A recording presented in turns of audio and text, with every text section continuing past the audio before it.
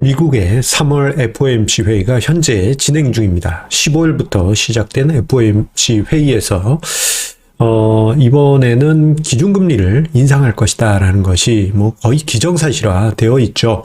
자, 오늘까지 회의를 마치고 우리나라 시각으로 17일 새벽, 그러니까 한 12시간 정도도 이제 안 남았습니다. 자, 17일 새벽에 그 결과가 발표될 텐데요.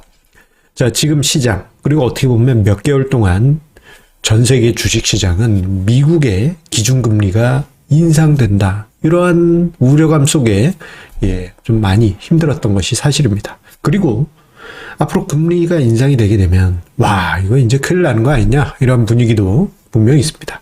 자, 그렇다면 이번에 미국 FOMC 회의가 마쳐지고 난 다음에 기준금리 인상은 확실히 발표될 것이고, 그리고 그 후에는 주식시장 어떤 흐름이 나타나게 될까요? 자, 오늘 주식시장에서는 조금 자료를 준비를 좀 해봤습니다. 영상 끝까지 보아주시면서 좀 공들여 만든 자료 함께 보아주시기 바라겠습니다. 구독, 좋아요 버튼과 함께 증시 토크 시작하도록 하겠습니다. 자, 이번에 FOMC 회의는 거의 기정사실로 금리 인상이 거의 확정되었다 해도 과언이 아닙니다. 자, 패드워치에 나와 있는 이번 3월 16일 FOMC 회의에서의 기준금리 위치는 한 단계 25bp 인상할 확률을 96%로 보고 있고요. 50bp나 인상할 확률 또한 3%대 이상으로 보고 있습니다. 어쨌거나 동결할 가능성은 아예 없어요. 지금 거의 확실하게 25bp는 인상할 것으로 보여집니다. 자, 이번에 25bp 인상하게 되면요, 만 2년 만에 금리 인상을 하게 되는 겁니다. 자, 2년 전에 무슨 일이 있었습니까? 코로나 쇼크로 해서 전 세계 증시가 무너지는 상황에서 초저금리로 들어가다 못해서 전격적으로 제로금리로 들어갔죠. 자, 미국의 기준금리는 영역으로, 범위로, 이제 결정이 됩니다. 0%에서 0.25%. 요 범위 내에 기준금리가 설정이 되고, 만 2년이 흘렀습니다. 이제 25bp는 인상이 될 것으로 예상이 되어지고 있죠. 자, 이 과정에서 여러 가지, 시끄러운 일들 많았습니다. 작년 연말까지만 하더라도, 기준금리 인상할까? 할까? 테이퍼링 끝나고 하지 않을까? 이런 분위기였는데, 올해 들어서 인플레이션이 잡히지 않다 보니 테이퍼링 3월에 끝나자마자 바로 기준금리 인상한다, 이런 분위기가 만들어졌고, 그 과정에서 시장은 요동을 쳤습니다. 자, 이런 분위기가 만들어지고, 그리고 기준금리가 인상이 되게 되면 이거 나쁜 거 아니냐라고 생각하시는 분들이 많이 계세요. 왜냐? 우리네 고정관념에서는 금리 인상은 나쁜 것이다 라는 고정관념이 있기 때문입니다. 자, 그러다 보니 우리 학창시절, 중고등학교 때 보면 사회과목 한 구석에 경제 조금 배우지 않습니까? 그것부터 해서 성인이 되더라도 경제신문 보면 금리 인상하면 이거 큰일 난다, 난리 난다, 이런 식의 논리를 많이 배워 오셨을 거예요. 그러다 보니 금리 인상은 경제 폭망의 지름길이고 결국 증시가 대폭락하는 원인이 된다라고 이해를 하신 분들, 또는 고정관념을 가지신 분들이 많이 계십니다. 자, 그런데요, 생각을 해보게 되면은 혹시 미국 기준금리하고 주가 차트를 한번 겹쳐서 보신 분들, 한 번 정도라도 그렇게 보신 분들은 아시겠습니다만, 금리가 인상될 때 주식시장이 대폭락이 오지는 않았었어요.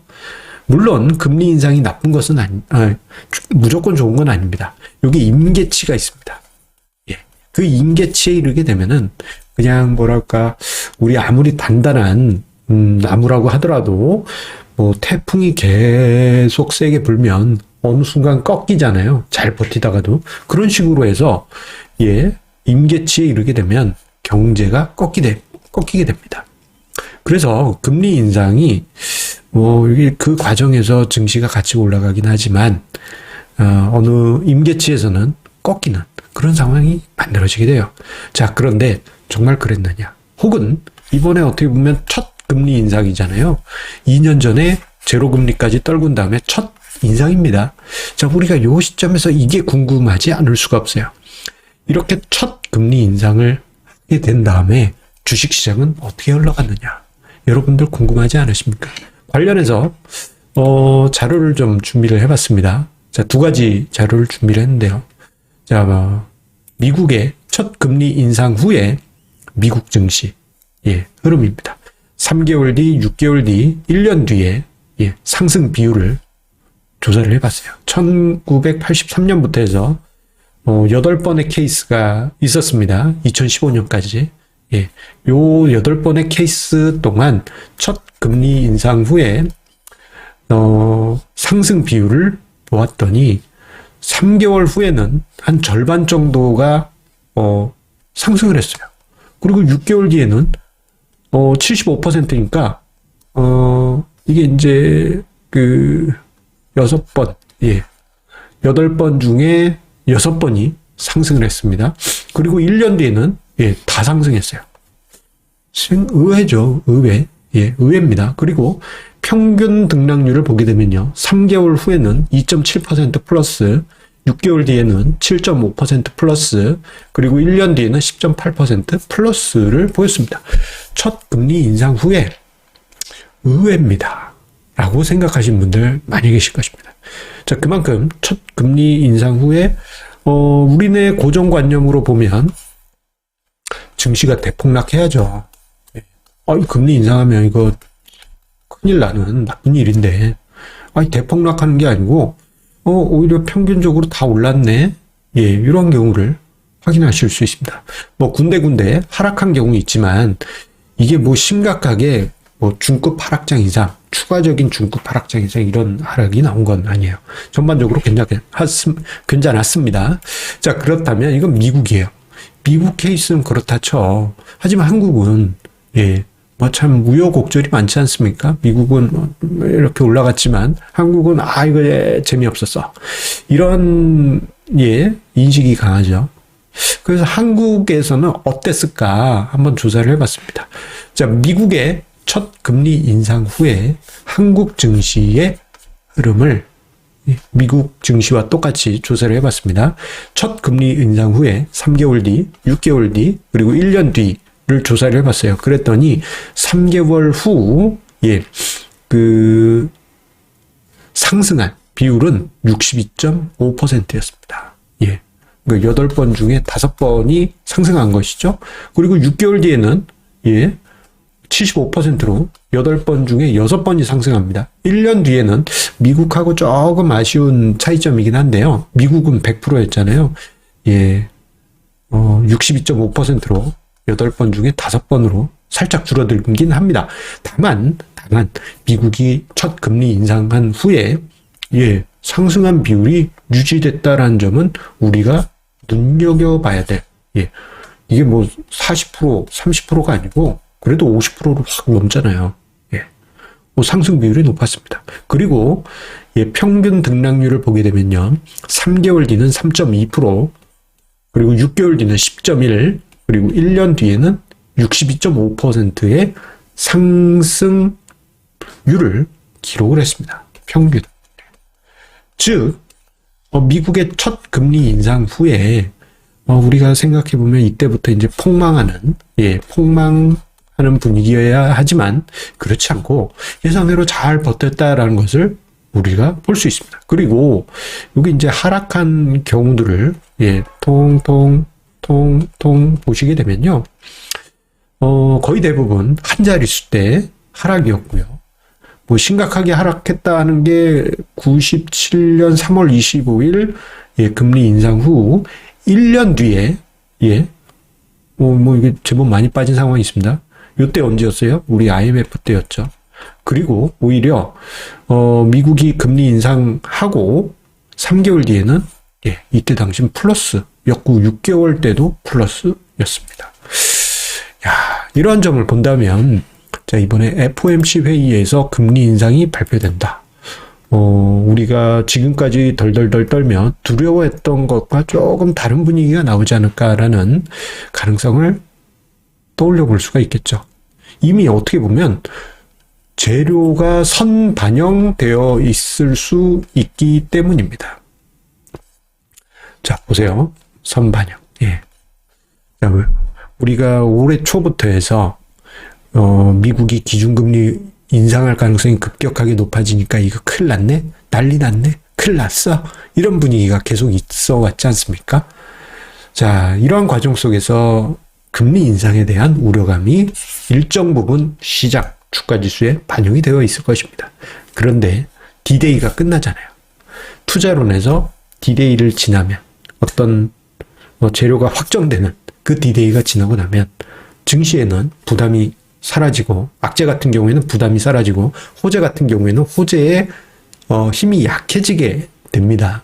이건 이제 효율적 시장의 전형적인 모습이죠. 이러한 모습을 과거 선례에서 볼 수 있는 게 이게 지금이 파월 의장입니다만 그 이전에 옐런 의장 때 지금은 이제 그 재무장관이 되어 계시죠. 옐런 의장 때 우린 이런 모습을 봤어요. 우리가 사람들이 생각할 때 일반적으로 옐런은 부드러움의 카리스마, 비둘기라고 생각하시는데 이분 재임 기간 동안에 테이퍼링이요. 양적 완화 축소하는 거. 요게 2014년에 진행을 했고요. 허허허허허 하면서 다 했어. 할 거 다 해.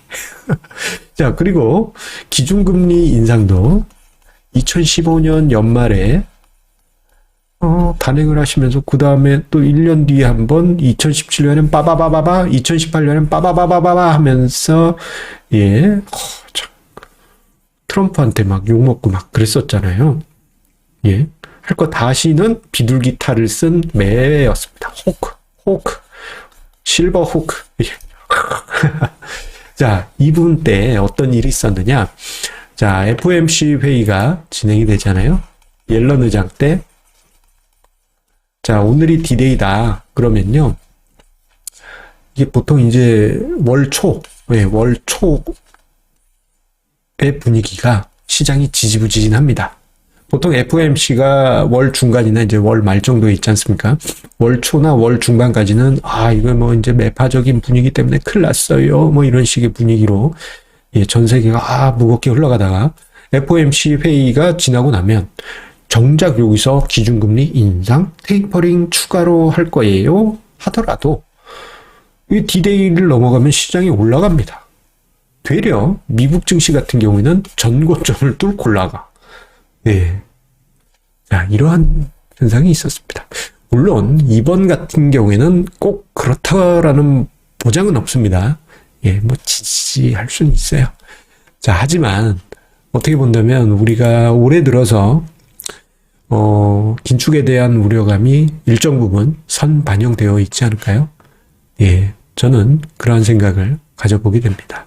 자, 주식시장 참 어떻게 보면 여러 가지 이제 생각을 해보게 되는 요즘이 아닌가 싶습니다. 자, 그렇지만 여러 가지 부담스러운 재료들 이미 선반영되어 있다는 점을 생각해 본다면 뭔가 해결의 실마리가 잡히게 되거나 아니면은 어떤 부담스러운 것이 지나고 나면은 시장은 안정권으로 들어갈 가능성이 크겠습니다. 마치 우리 어린 시절 불주사 맞을 때, 우리 이제 중장년 분들은 불주사 맞았잖아요. 자주 비유드린 건데, 불주사 맞기 전에 어때요? 막 우는 친구들 있고, 나 본인도 막 무서워. 하지만 불주사 막상 맞고 나면 별거 아니잖아요. 막 뛰어놀고, 여기가 고름이 차든 말든 막 뛰어놀고, 막 그러지 않습니까? 그런 식으로 시장을 이해하시면 될 것 같습니다. 자, 여러분들, 마음 편하게 시장을 대하시고요. 여러분들, 뭐 잠깐만이라도 시장이 턴어라운드 하는 모습 나타내주길 바라겠습니다. 힘내십시오. 감사합니다.